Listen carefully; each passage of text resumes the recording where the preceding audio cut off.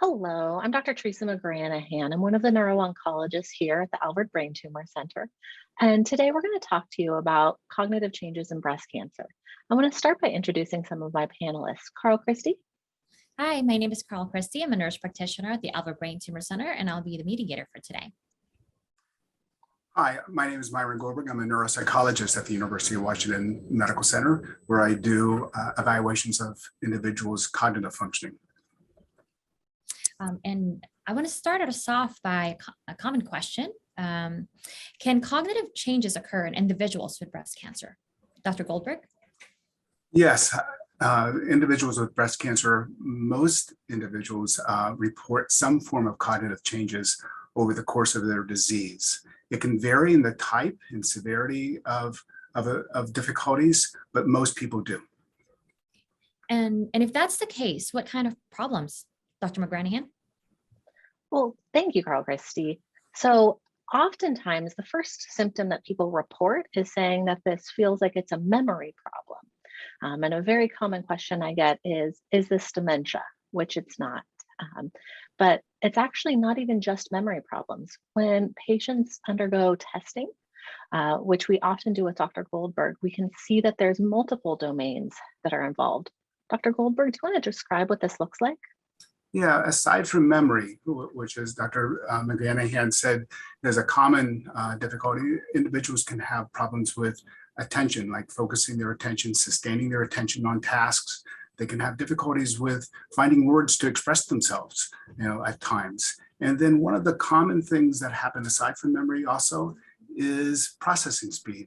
Things seem to slow down for individuals, that information is coming too fast for them and such, or problem solving becomes difficulty when they try to solve problems quickly. So are these changes then due to chemotherapy? In individuals with breast cancer have shown that chemotherapy can be associated with cognitive changes and such. And oftentimes we use the word chemo brain or chemo fog. That's probably simplifying the situation a great deal, as we'll talk about other causes of cognitive difficulties. And we like to use the term cancer-related cognitive impairment or cancer-related cognitive difficulties, and it may describe the difficulties that people are having in cognitive functioning, but also taking into account that there may be other causes of the cognitive difficulties other than chemotherapy. I agree. There's also actually good studies that show that even in patients who have cancer who've never received any chemotherapy, there can be cognitive changes. We don't completely understand what this is, if it's an inflammatory effect of the cancer or some of the other treatments that patients go through, such as radiation and surgery. But cognitive changes are not just chemo brain. And the other causes that we might think about in terms of difficulties with cognitive functioning are sleep disturbance, fatigue, pain itself, and oftentimes pain is associated with breast cancer, and pain itself can interfere with cognitive difficulties.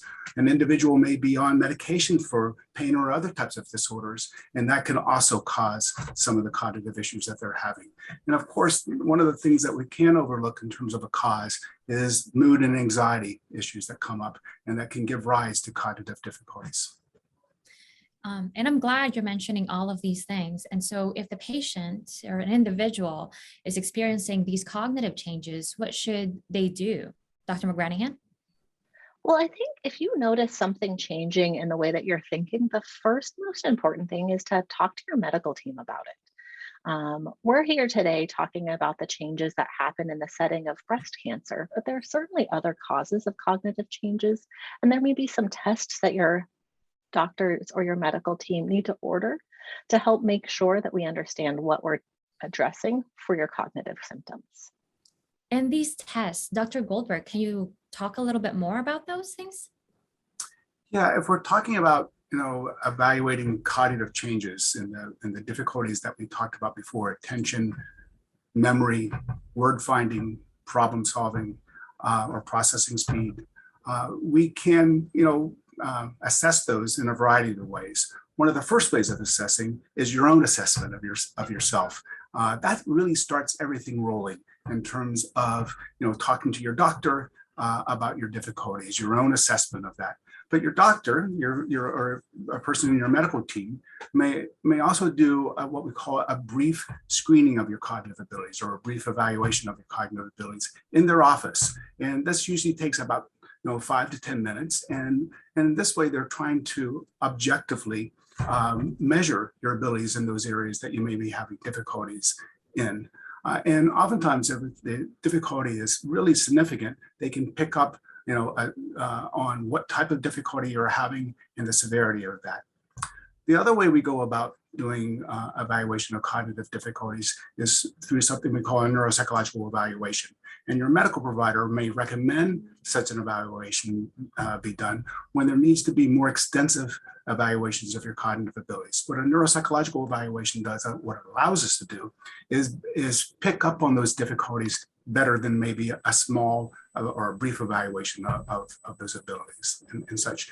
And then the evaluation, neuropsychological evaluations, helps in the idea of identifying, what type of cognitive problems you're having, the effect upon your daily functional status, as well as what causes there may be involved in your cognitive difficulties.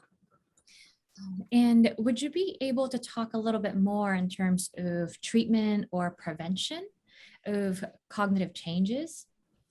Well, I'd like to take that away first. So even when we're not talking just about breast cancer, there are some really important things that you can do to help to preserve or help to recover your cognitive function. The number one thing that can be done that has data in breast cancer, but actually for all of us as we age, is exercise. We don't completely understand what it is about exercise that helps with brain recovery, but it is a profound effect. You're going to have another segment that's available to you on this series to discuss exercise during breast cancer survivorship. Other things that are really important that you have other segments to view during this series is actually sleep.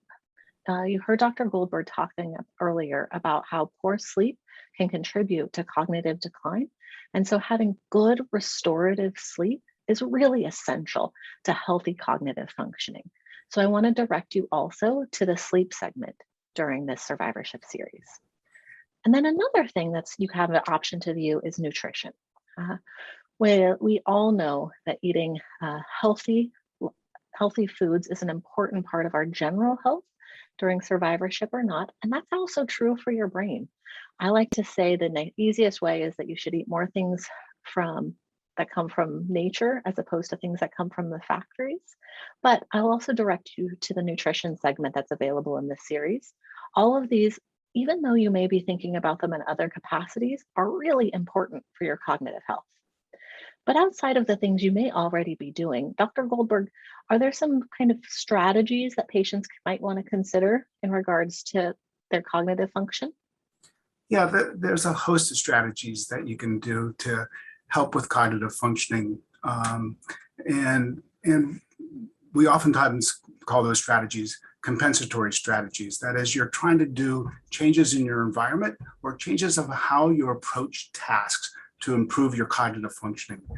Such changes are using a daily planner to write down important information, write down your schedule, having that in a clear central place. We oftentimes use our smartphones a great deal to do the writing down or reminding us of important information or appointments with alarms on them. So that's one form of compensatory strategies. The other things that you can do is in your environment when you're doing a task to minimize distractions around you. Try to do one task at a time rather than trying to do multiple tasks. So if you're in the kitchen cooking, to try not to be interrupted, with phone calls and such. Or if it's at work, trying to keep your focus on the task and minimize the distractions around you and such. The other thing that an individual can do is kind of pace themselves through the day as well. So if energy is a distinct problem for you, to pace yourself through tasks, take rest when you can. Perhaps do the important tasks where you have the most energy. And many people may have the most energy in the morning, so you try to do the tasks early in the morning. So there's a host of things that you can do. There's sometimes your provider may send you to see a person who formally does treatment of cognitive functioning at a rehab center. And that individual is oftentimes a speech therapist. And nothing may be wrong with your speech, but those individuals get very much involved in what we call cognitive rehab. And they may show you some strategies, formal strategies to help you get through your day and to optimize your cognitive functioning as well. So these are good strategies to prevent and treat them that individuals can do at home. What about medications? Would Dr. McGranahan, would you be able to discuss perhaps some medications? Well, I wish I had a medication that could help to recover brain functioning or reverse cognitive impairment. Unfortunately, there's no medication that exists like that. Just like Dr. Goldberg was describing, the best way that we have to help with recovery for the brain is training or brain exercises. And so those sort of strategies that he described for compensation or sometimes cognitive therapy is the best way for us to heal our brain with reforming those pathways. That said, there are some medications that can help with things like attention or memory, but you really want to make sure you talk about this with your medical team. I wish I could say that there was a quick fix, but medication is not the way for cognitive improvement. Another strategy too, because sometimes mood or anxiety can play a role in an individual's cognitive difficulties, is stress management strategies. And on your own, if you want, to get self-help books on relaxation, for example, join a meditation class or a yoga class. Make sure you're scheduling pleasurable activities in your daily life, or avail yourself of psychotherapy if you need to, and talk to your medical provider about how, possible medication strategies to help with mood or anxiety, because those helping with mood and anxiety can also improve cognitive functioning. I'm so happy you brought those up because that's actually another area that has pretty good data to support it. So a specific type of meditation called mindfulness meditation is really designed to recognize when your mind wanders. All of our minds wander, and being able to pull it back in. That can really help us with addressing attentional difficulties. I like to think about attentional difficulties as none of us really, multitasking isn't really a thing. Even if we wear it as a badge of honor, we can really only do one thing at a time. And so helping to really direct our attention to that one thing. Oh, these are wonderful, great points and such valuable information. And before we end, is there any last words that you both would like to say to our patients? Well, one thing about cognitive difficulties in relationship to cancer and individuals who have breast cancer is that it's not necessary that the cognitive changes that occur, whether during chemotherapy or by way of other causes, are necessarily have to be permanent. In fact, most individuals improve in their cognitive functioning over time. There are some individuals where cognitive difficulties can linger, and hopefully over time, those two can evolve and not be as interfering in their daily life. So there's a great deal of hope. And in terms of when you do have cognitive difficulties during the time that you're after you get diagnosed with breast cancer and going through treatments, there's a good possibility that those cognitive difficulties can improve. And as we talked about here today, there are things that you can do to help your cognitive abilities in your daily life. Dr. McGranahan? Absolutely. I will echo all of that and say that nothing makes us happier than when people come back and are getting better with just a heavy dose of time. So all of these are strategies to try to help to accelerate that recovery, but there's a good reason for hope. This is not the same sort of thing as when we're talking about structural injuries to the brain, things like when we have thinking changes from dementia or other problems. There's reasons why this will get better. And survivorship doesn't have to be filled with cognitive changes. Great. Again, thank you both for your time, and looking forward to continuing the series.